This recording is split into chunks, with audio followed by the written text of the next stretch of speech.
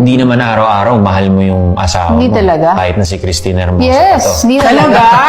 Hindi talaga. Totoo yan. Totoo yan. Diba? Totoo yan. Kahit gaano pa Tsaka you don't kaganda, always like them. ka-sexy ang asawa mo, hindi mo araw-araw yan mamahalin. Yes, totoo yan. If you're just gonna base it on feelings, naniniwala talaga ako na ang love hindi siya feelings eh. You shouldn't base it on feelings kasi nagbabago eh. Diba? Pagising Nakakairita naman to. para mga 50% lang kitang love today. Di ba? Ganun. Hindi ka masyado maganda ngayon. Tsaka pag wala ka sa mood, Diba? Diba? Love is a decision naman talaga.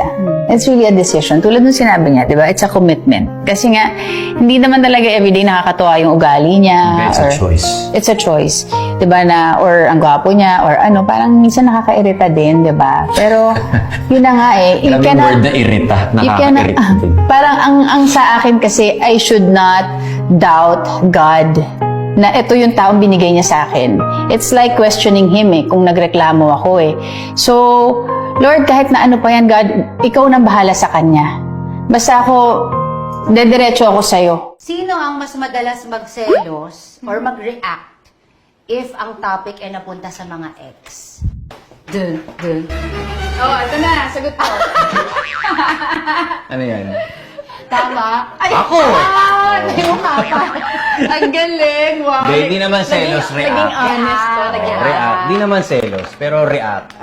Sino man nagbe-bring up? Hindi, wala naman. Kumbaga, minsan, di kung ba, napaka- di mo wala, naman, napapag-usapan. di mo maiwasan, Nakikita. pinag-uusapan, napag-uusapan, gano'n. Siyempre, iniingatan ko din yung mga naririnig ng mga bata. Tama. Kasi ayoko nang, sino yun? Sino yung lalaki yun? Sino? Siyempre, mga bata, alam mo naman mag-isip. Okay.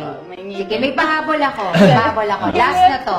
Tapos doon na tayo sa Aminado. more serious point. I love it. I love it for that. Aminado, aminado.